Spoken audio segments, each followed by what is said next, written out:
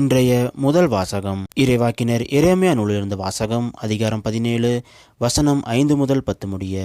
ஆண்டவர் கூறுவது இதுவே: மனிதரில் நம்பிக்கை வைப்போரும் வலுவற்ற மனிதரில் தம் வலிமையை காண்போரும் சபிக்கப்படுவர். அவர்கள் பாலை நிலத்து புதர்ச்செடிக்கு ஒப்பாவர்.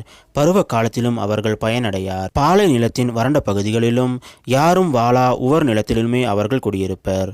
ஆண்டவரில் நம்பிக்கை வைப்போர் பேறு பெற்றோர்.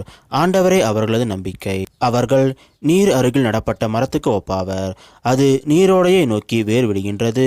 வெப்பமிகு நேரத்தில் அதற்கு அச்சமில்லை. அதன் இலைகள் பசுமையாயிருக்கும். வறட்சிமிகு ஆண்டிலும் அதற்கு கவலை இராது. அது எப்போதும் கனி கொடுக்கும். இதயமே அனைத்திலும் வஞ்சகம் மிக்கது. அதனை நலமாக்க முடியாது. அதனை யார்தான் புரிந்து கொள்வர்? ஆண்டவராகிய நானே இதய சிந்தனைகளை ஆய்பவர், உள் உணர்வுகளை சோதித்து அறிபவர், ஒவ்வொருவரின் வழிகளுக்கும் செயல்களின் விளைவுக்கும் ஏற்றவாறு நடத்துபவர். இது ஆண்டவர் வழங்கும் அருள்வாக்கு. இறைவா, உமக்கு நன்றி.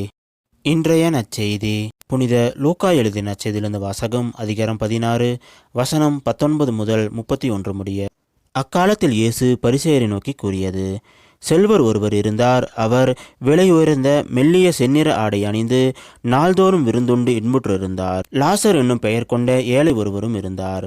அவர் உடல் முழுவதும் புண்ணாயிருந்தது. அவர் அச்செல்வருடைய வீட்டு வாயில் அருகே இருந்தார். அவர் செல்வருடைய மேசையிலிருந்து விழும் துண்டுகளால் தம் பசியாற்ற விரும்பினார். நாய்கள் வந்து அவர் புண்களை நக்கும். அந்த ஏழை இறந்தார். வானதூதர் அவர்களை ஆபிரகாமின் மடியில் கொண்டு போய் சேர்த்தார்கள். செல்வரும் இறந்தார். அவர் அடக்கம் செய்யப்பட்டார். அவர் பாதாளத்தில் வதைக்கப்பட்ட போது அண்ணாந்து பார்த்து தொலைவில் ஆபிரகாமையும் அவரது மடியில் லாசரையும் கண்டார். அவர்: தந்தை ஆபிரகாமே, எனக்கு இரங்கும். லாசர் தமது விரல் நுனியை தண்ணீரில் நனைத்து எனது நாவை குளிரச் செய்ய அவரை அனுப்பும். ஏனெனில் இந்த தீப்பிழம்பில் நான் மிகுந்த வேதனைப்படுகிறேன் என்று உரக்க கூறினார். அதற்கு ஆபிரகாம்: மகனே, நீ உன் வாழ்நாளில் நலன்களையே பெற்றாய். அதே வேளையில் லாசர் இன்னல்களையே அடைந்தார். அதை நினைத்துக்கொள். இப்போது அவர் இங்கே ஆறுதல் பெறுகிறார். நீயோ மிகுந்த வேதனைப்படுகிறாய். அன்றியும் எங்களுக்கும் உங்களுக்கும் இடையே பெரும் பிளவு ஒன்று உள்ளது. ஆகையால் இங்கிருந்து ஒருவர் உங்களிடம் வர விரும்பினாலும் கடந்து வர இயலாது.